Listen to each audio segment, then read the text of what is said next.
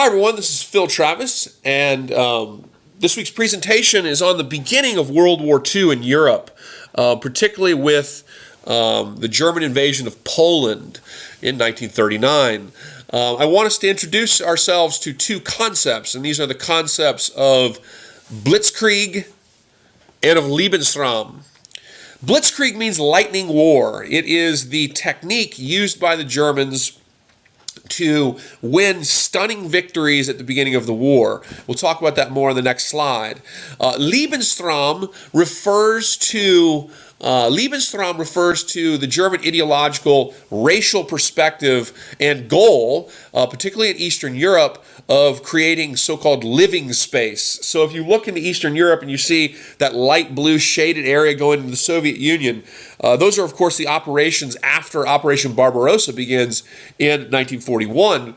But the whole goal of Germany under Nazi leadership was to invade the East and to create living space for the German people.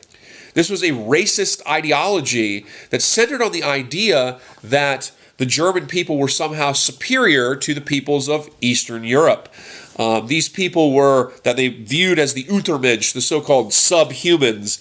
They considered Jewish people subhuman, Polish people, Gypsies, Slavs, Russians. All of these people were considered by the Germans to be subhuman, inferior races. And their goal, as laid out by Hitler in Mein Kampf, was to invade Eastern Europe, to kill and enslave the populations of Eastern Europe, and use the depopulated countryside to effectively settle Germans, this believed higher race in the agricultural farmlands of Eastern Europe, to effectively create living space for the German people. It was a racist ideology that was really the backbone of the Nazi war aims in World War II, and came with massive, devastating consequences in the form of the loss of lives of millions and millions of people.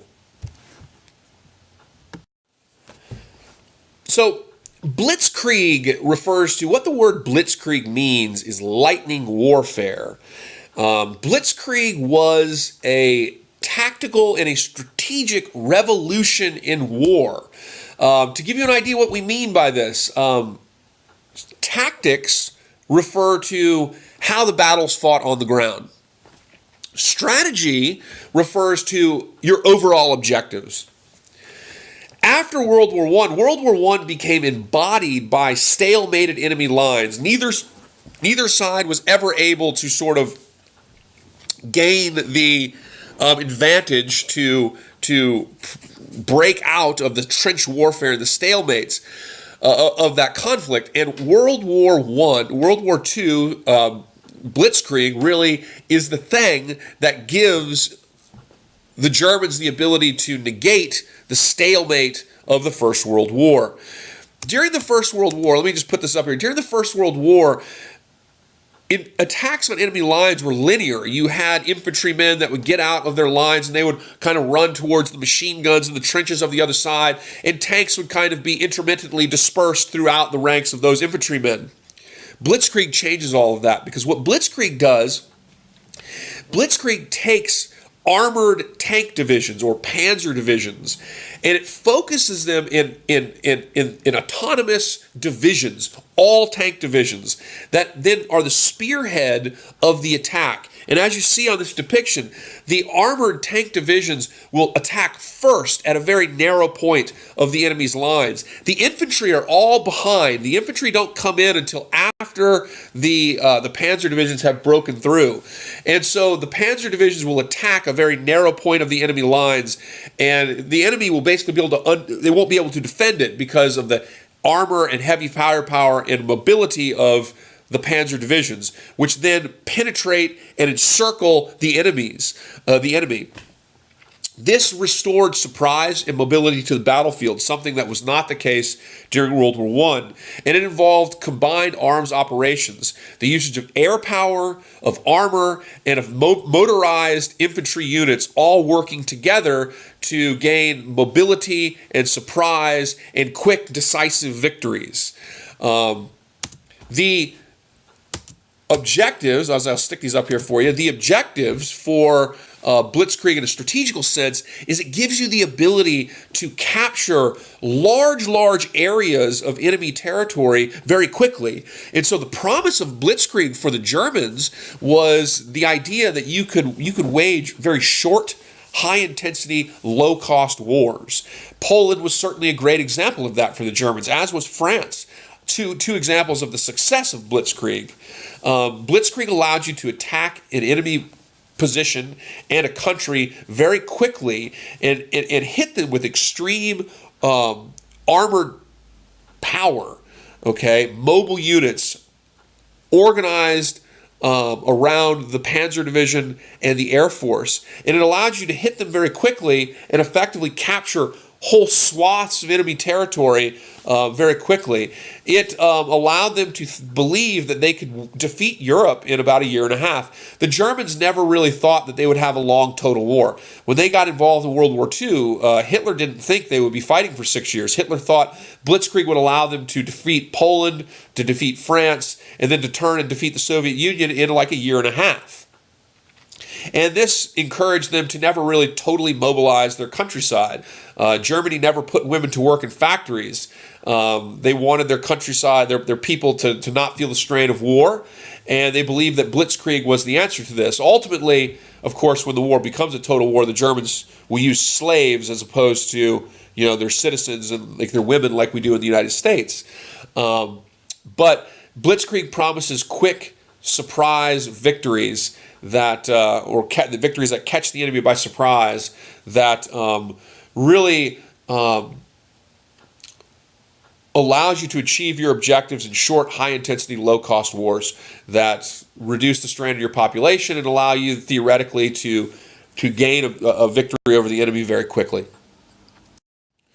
The main components of Blitzkrieg are really with tactical air support and independent armored panzer divisions. Here you see the Ju-88 Stuka dive bombers. So as the panzer divisions, like the painting below depicts panzer divisions moving into Paris, France, during the attack, the Battle of France in May of 1940.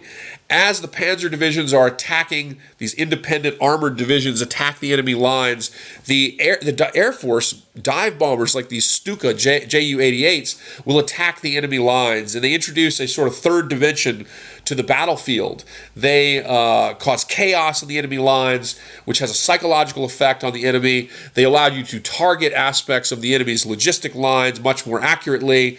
You can also use other types of air campaigns and the uses of paratroopers, which the Germans use in Norway and they use them in France, to further get behind enemy lines and win quick, stunning victories that promise complete annihilation in a relatively short time frame.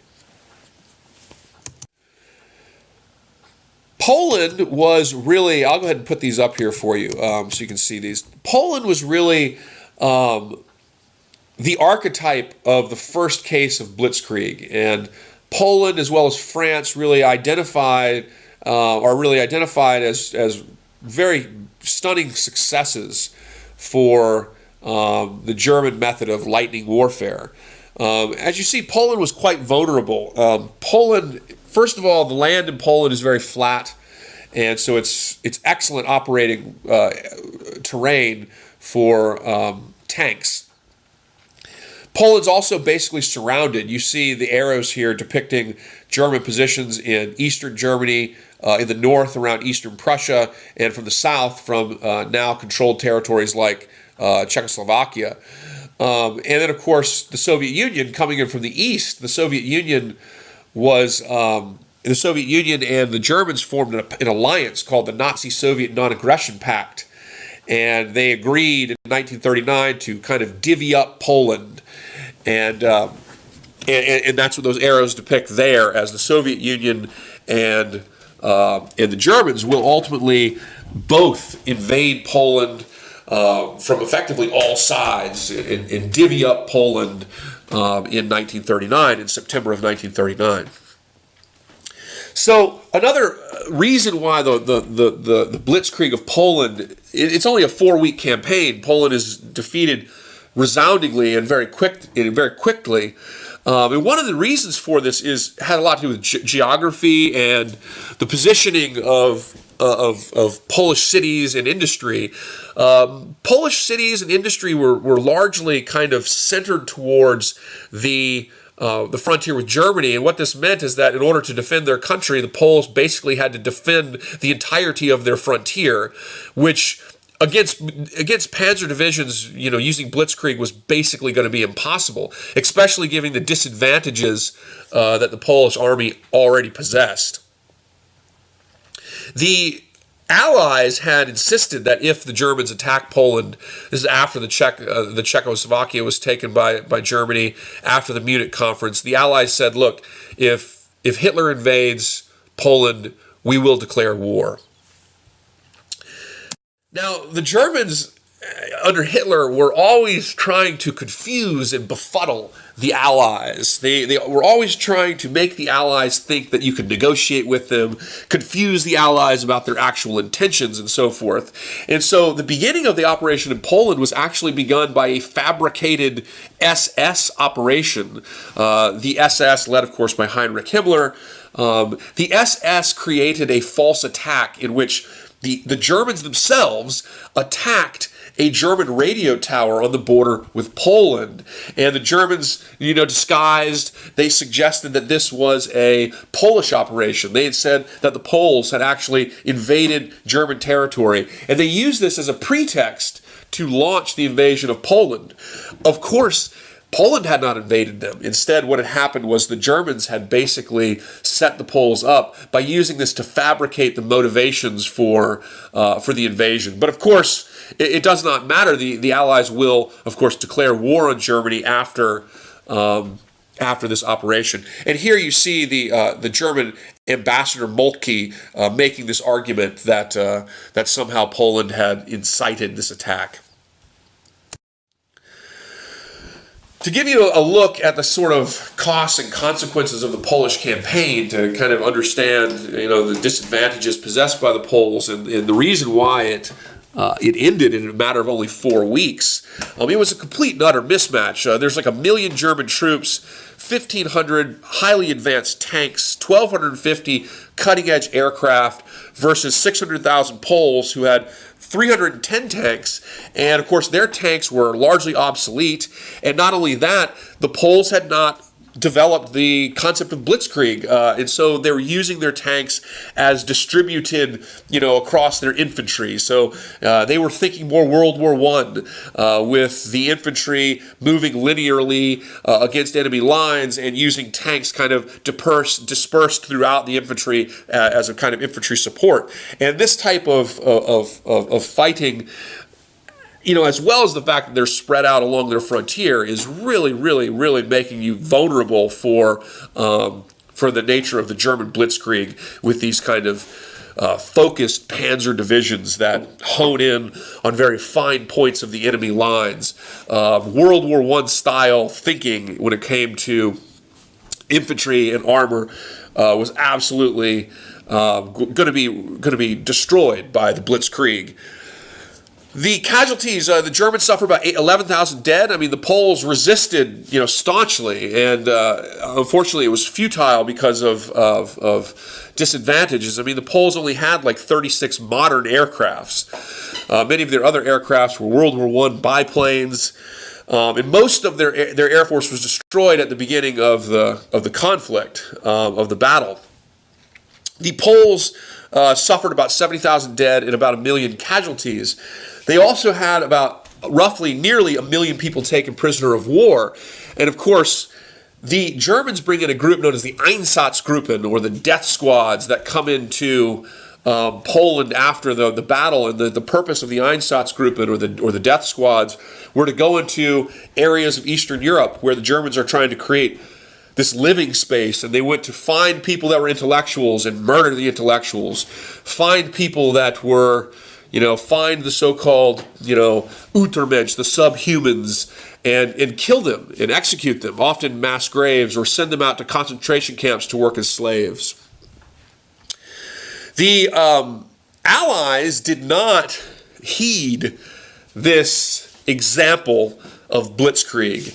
The Allies declare war on Germany, but they don't really do anything, and they don't heed this new military strategy and tactic, I should say, that the Germans are using. They look at Poland and say, well, Poland was defeated very quickly because, their army is so weak. But our armies are strong. And, France had a bigger army than Germany. France had an army of upwards of 4 million men. But the problem is that they haven't actually recognized the strategic and tactical revolution of Blitzkrieg. And so their thinking is all still World War I thinking. It's all defensive thinking. They don't understand the sort of offensive revolution in military affairs that Blitzkrieg represented. And that, of course, will come with devastating consequences to many other countries, as it will be by May and June of 1940 that Belgium, the Netherlands, and of course France will be overrun, and Britain will find themselves alone after the evacuation at Dunkirk in the war. After the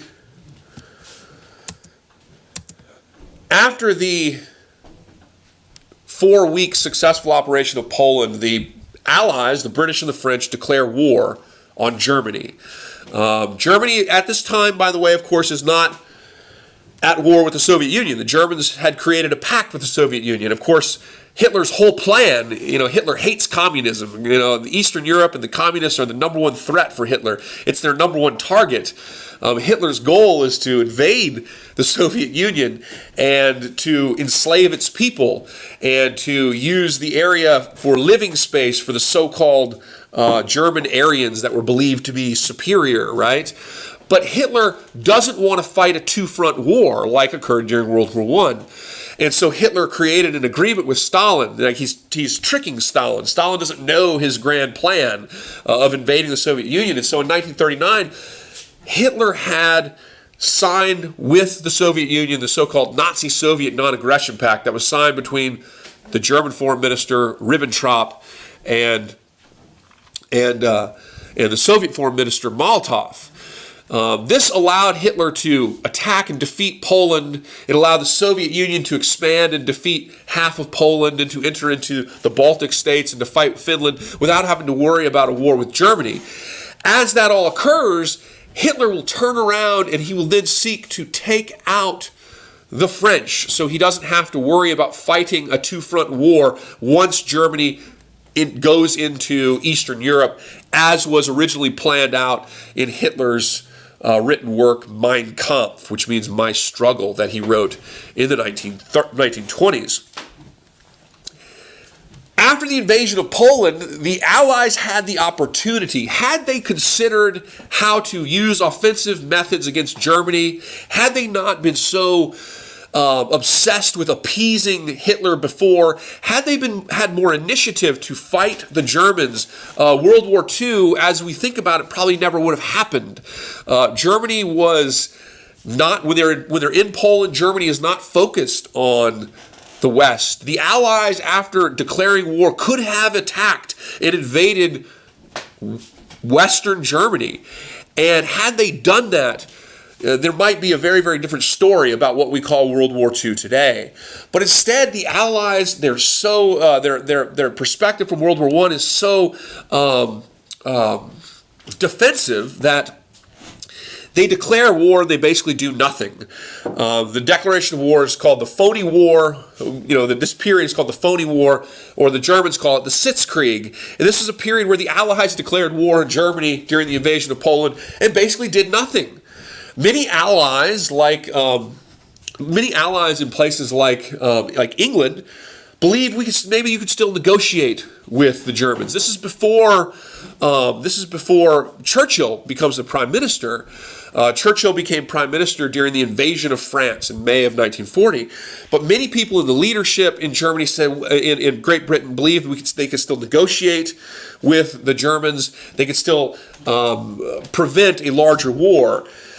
And so Britain, did a lot of dropping of flyers in Germany instead of actually attacking Germany in a meaningful sense, they flew their planes over parts of Germany and they dropped leaflets hoping for peace, asking the people to sue for peace.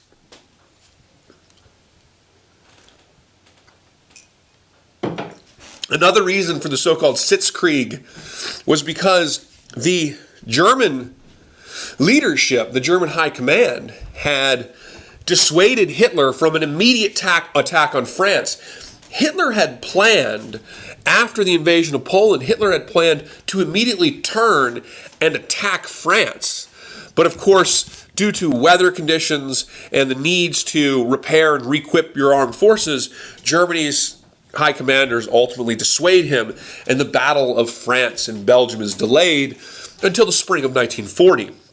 And so these are some of the reasons for the so-called Phony War, this period from October to May 1940, where there was very little meaningful fighting, though there is, of course, the winter operations of the Soviet Union in Finland, and of course there's also the operations that occur in Denmark and Norway, as the Nazis will seize those countries at the beginning in the winter of 1940.